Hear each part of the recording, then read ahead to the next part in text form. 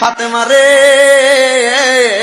ও ফাতেমা, আমি তোমার কাছে একটা খবর জানাইতে চাই। ও আব্বাজান, আপনি কি খবর জানাইবেন? আপনার কাছে জানতে চাই। মাইয়ারা তো বাবারে বেশি ভালোবাসে, ছেলেরা মারে বেশি ভালোবাসে।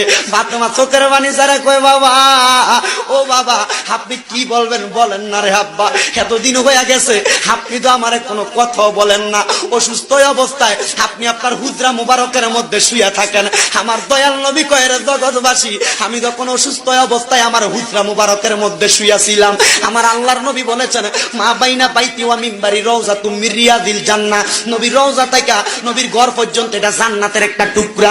এই জান্নাতের নাম হলো রিয়াদুল জান্নাহ। আমার দয়াল নবী কয়, হে উম্মতের দলেরা, আমি নামাজ যখন পড়তো মদিনার ভিতরে মানুষেরা, আমি আমার ঘর মুবারকের মধ্যে শুয়েছিলাম। শুয়ে থাকা অবস্থায় আমি জানালার পর্দাটা সরাইয়া দেখি আমার আবু বকর ইমামতি করে রে।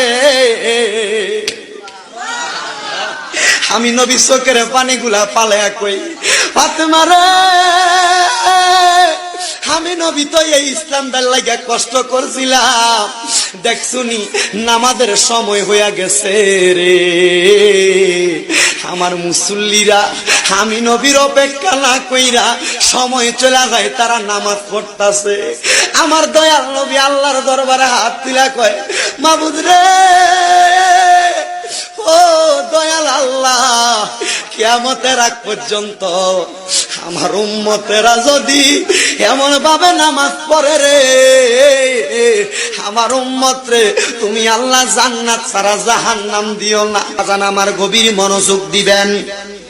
তাহলে আমার নবীকে আমার আল্লাহ যে ইন্তেকাল করাইছেন, মানে স্থানান্তর করছেন, আমার নবী নবীর উম্মতদেরকে শিক্ষা দেওয়ার জন্য কি করছেন একটু বুঝবেন। বাজান আমার দয়াল নবী মিলাদুন নবীর আলোচনার ধারাবাহিকতায় আলেমগণ হুজুরগণ অত্যন্ত সুন্দর আলোচনা করেছেন বাজানো। কিন্তু যখন আমার দয়াল নবী এখনো আগমন করে নাই, নবী আমার আগমন করার পূর্বে হযরতে আম্মাদান আয়েশা সিদ্দিকা, আম্মাদান আয়েশা সিদ্দিকা রাদিয়াল্লাহু তাআলা আনহা, ওই মদিনার কামলিওয়ালা দয়াল নবী রাহমাতাল লিল আলামিন নবীর কলিজার টুকরা স্ত্রী আম্মাদান আয়েশা সিদ্দিকা থেকে হাদিস বর্ণিত, আল্লাহ পাকের একজন বান্দা ওই জায়গার মধ্যে বসবাসরত অবস্থায় আমার দয়াল নবী রাহমাতাল লিল আলামিন নবীর আগমনের আগে বাইহাকি ইসহাক হাকাম রাহমাতুল্লাহ আলাইহি উনি বলতেছেন, মক্কা নগরীটা ছিল একবারে খারাপ অবস্থা, মক্কা নগরীর অবস্থা বেশি ভালো অবস্থা ছিল না। আমার দয়াল নবী আগমন করার পূর্বে ওই মক্কা নগরী মানে নবীদের বাড়ি মুবারক, তার সামনে নবীর হুজরা মুবারক, ঘর মুবারকের সামনে একটা ইহুদি বসবাস করত।